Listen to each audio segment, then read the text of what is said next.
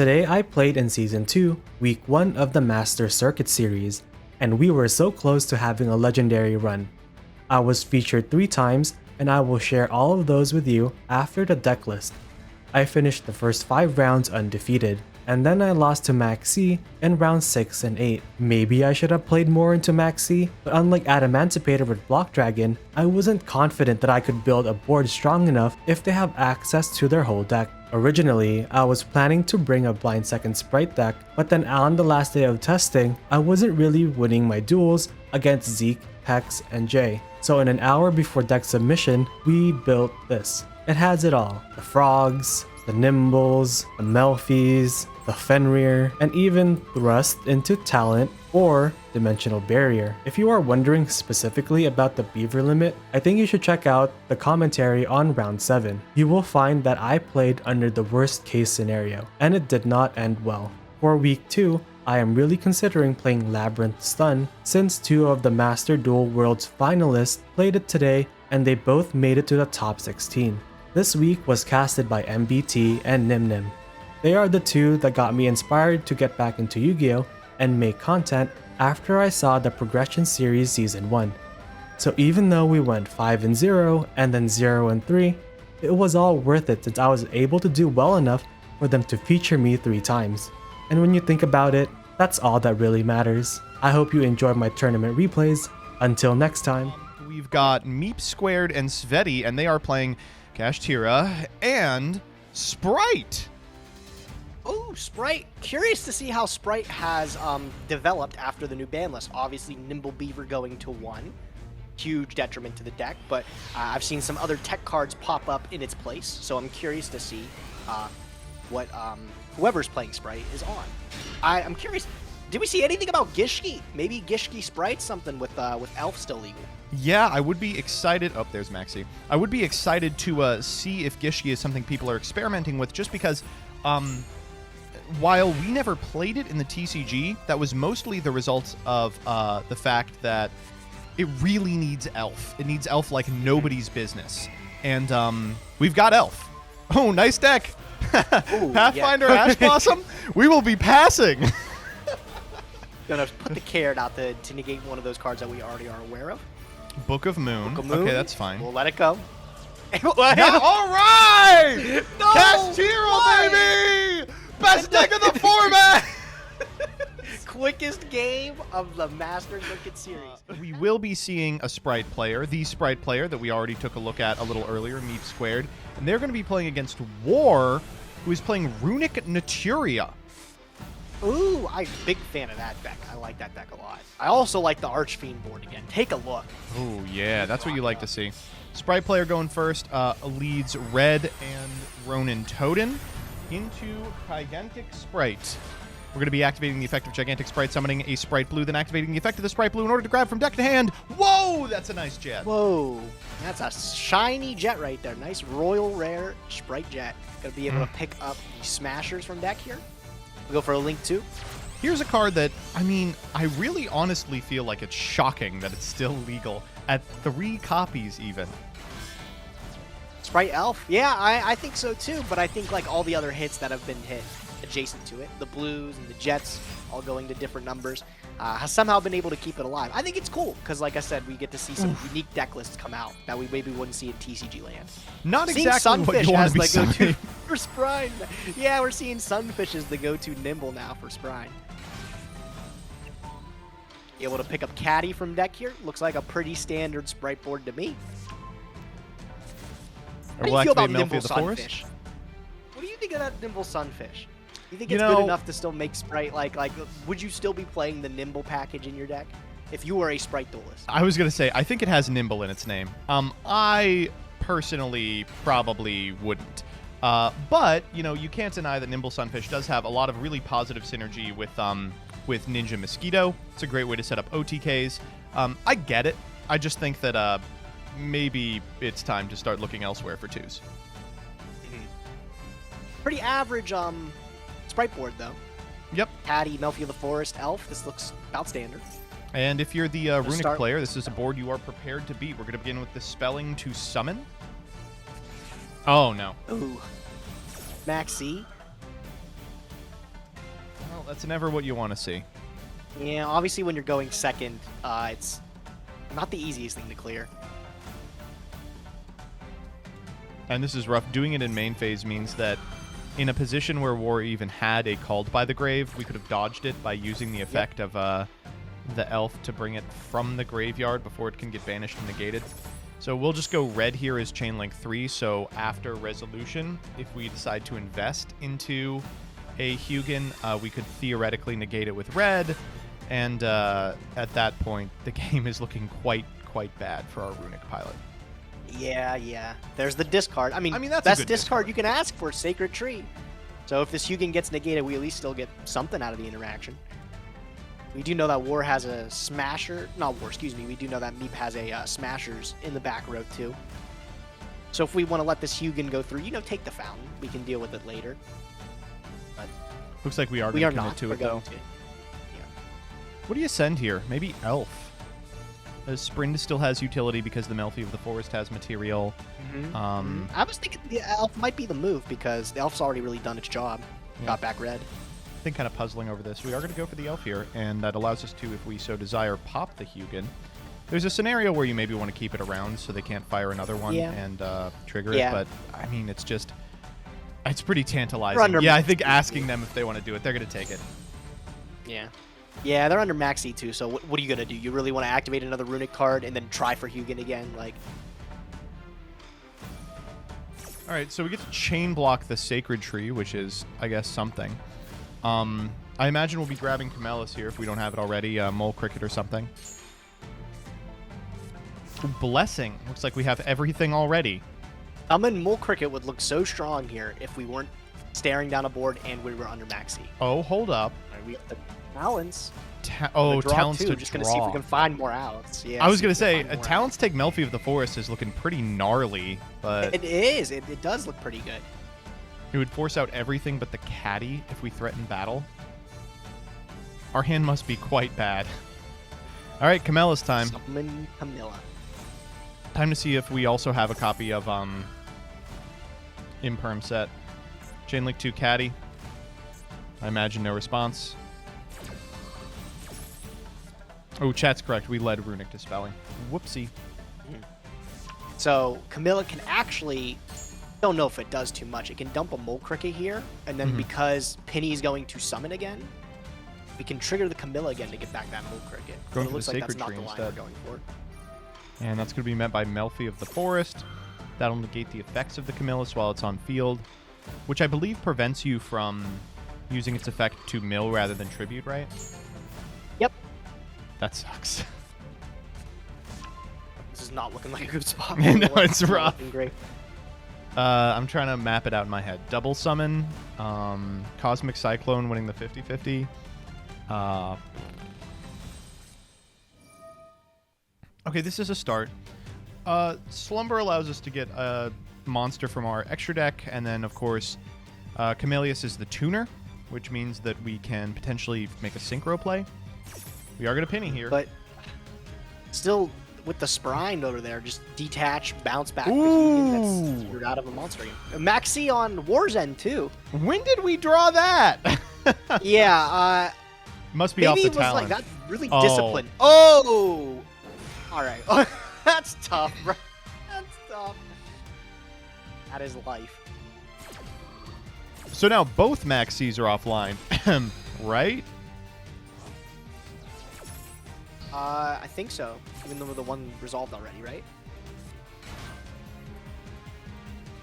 We'll go Penny here.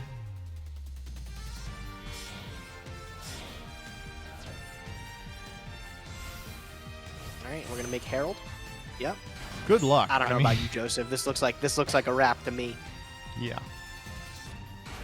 And what do you know? The Maxx C is still online. Thanks, lingering effect. Here we're Okay, going to use there's the Sprine. Gonna Sprine. detach to bounce. You know, if we have... I was like, if we have 2 more Runick spells, we can maybe do it. But we can't even then. What are we trying to threaten? Black Rose Dragon here? I don't know. There's no way you play any like level 7s. Well, we took a 3. I think But you even really if we play- get to Black Rose, I mean... I don't think Herald. there's Black Rose in the deck. If I have to take a guess, they're playing Yunin for like time limit. If I'd have to take a guess. Funny enough, Munin does have a secret second effect that allows it when a Runick card's targeted, you can banish it, and negate and destroy the card. So Trades for the still sprint, essentially but, serve the same purpose. Yeah, gets it off the board, not super important. And you know we are. Oh, destruction for the Another last Runick card is card. pretty. Oh, destruction to That summon is is pretty crazy. In a Herald, yeah. The last card here is the Smashers. We're actually dangerously close to making this work. We got to get the Herald off field. The thing that's really screwing it up is how pitching a card is going to work. Yeah, we got to pitch another one to try to find the fountain. Yeah, they're And then, really actually that quite just gets, close like, to doing negated and this. destroyed. Yeah, but like this just gets negated, and then I don't know. I feel like maybe it was just one too many cards you had to try to find to be able to make this work. I feel like if we weren't under Maxx C, we would be in a much better position. If we could clear the field to a position where they can't reliably get to Elf and bring back blue, we could theoretically have it. But as is, I mean, they've got all this plus 5 cards in hand. Yeah, I feel like if Maxx C was out of the equation, like this actually could have been like a back and forth game. I think War could have easily like cleared the board or dismantled it, and then be able to at least like stabilize at some point. Both of those cards have to be like turn-ending super threats in hand, because if not, one's going to trade for Smashers and one's just going to get no value whatsoever. Yeah, looks like just a set and pass, go to the battle phase, skip it for the Runicks, and it's just a hop, skip, and a jump to lethal at this point. Keep in mind that Camilla, if there's a Mole Cricket in War's Graveyard, any summon can bring that back. Unfortunately, There we're staring is down not. a red.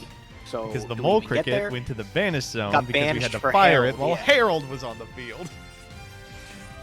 Oh yeah, I mean, that's that's pretty as good as it gets. Yeah, yeah. Okay, now we play for time. How much is left? 17:45. I believe in you, War. Surely. To see the Naturia blessing. Even bring back what is in the graveyard. Oh, okay. There's a last card in sunflower hand is Sunflower. That's 2 whole moths. Oh my goodness. Oh, Camilla's permanently negated too, so it's Yeah. actually 1 negation. Oh my god, now that this looks over. This The is, negate like, on super Melfi of the over. Forest is not until end of turn. It's just forever. permanent, yeah. While this card is face up on the field. Well, it is face up on the field, even worse. I'm sure it's just sequencing at this point. Just gotta find the way to put enough monsters on board to win the game. You're banishing, I imagine, the Sunflower. We just make Elf, bring back like Jet, make a big gigantic. Can we Mosquito from here? Probably not. Angler. I already pulled all the sunfishes out of the deck, so Yeah. I mean, Looking at hey. the looking at the list, I believe they have. Are they playing the 1 Beaver? They are playing the 1 Beaver, but that's the last one. Oh, so what is it, like 2 sunfish, 1 beaver, 2 angler, or something like that? Yep. Honestly, not terrible. Yeah, makes sense, because you have the beaver for follow-up, I guess, like normal beaver, get 1 back from the bin. Makes sense. Alright. Gamma Burst, too. We're playing Gamma Burst. Yikes. Yeah, this game's over.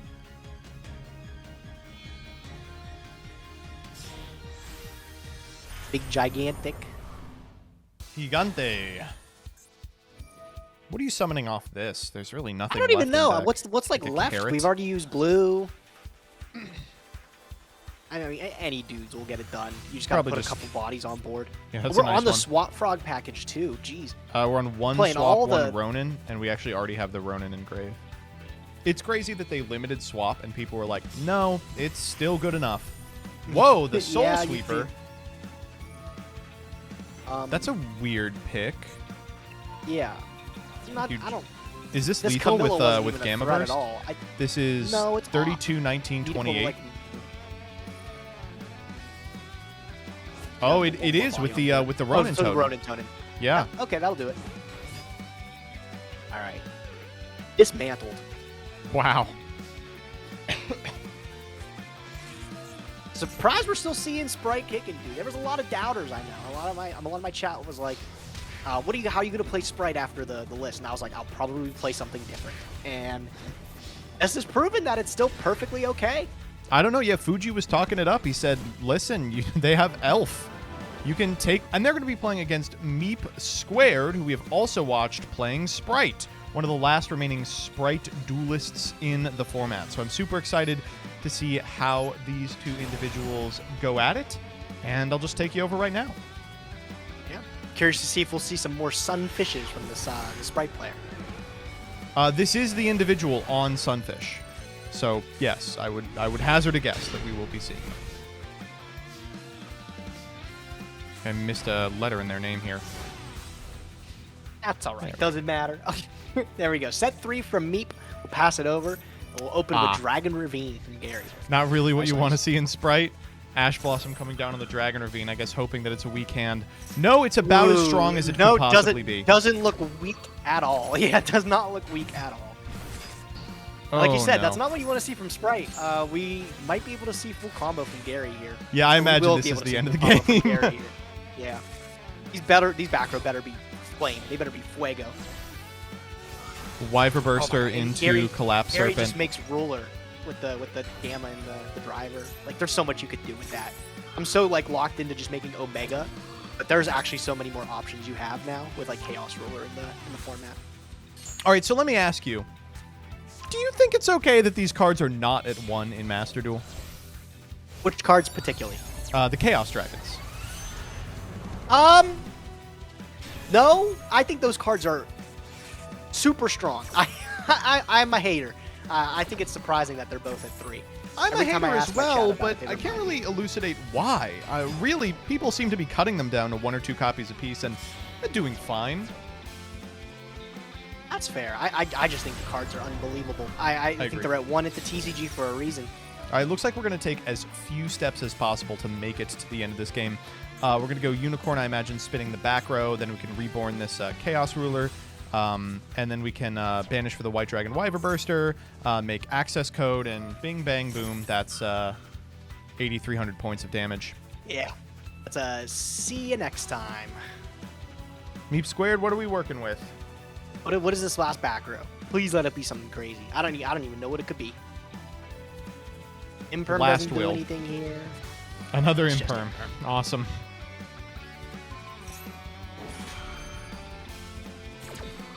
Oh, poor Spright player. I'm curious to see what that face down is. Watch it be like some random. I imagine it's Ash. Watch it be the friggin' sunfish, and it's the sunfish that lost him the game. The sunfish would be kind of cool because, like, if they attack over it, you can summon more sunfish. Yeah, summon the other one. Yeah. Yeah. Rocket Synchron here, disastrous. That's what we searched off of Abzurrouter earlier in the turn. Now we're finally putting our normal summon. Can make a Borreload Savage before we make our access code. Yeah, that's pretty good. Yeah, that's a. Now an Abiru in hand no longer does it.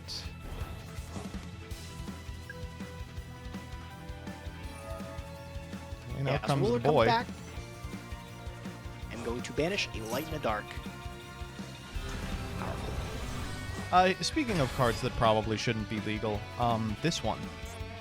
Yeah, I think it makes really, like, the Master Duel format in itself is so interesting because I think Fuji's brought it up in his interview and we've talked about it a few times. Like, there's so many cards that are legal, like Auroradon and such, that make, like, decks just possible. But also, they make decks even better. Should they be better? I don't know. I think Dragon Link's pretty good on its own. It was Sunfish! It's the Sunfish! You called it. Not very good here. Not very good here. Yep. Quick one. Quick one. Real quick one. Yeesh.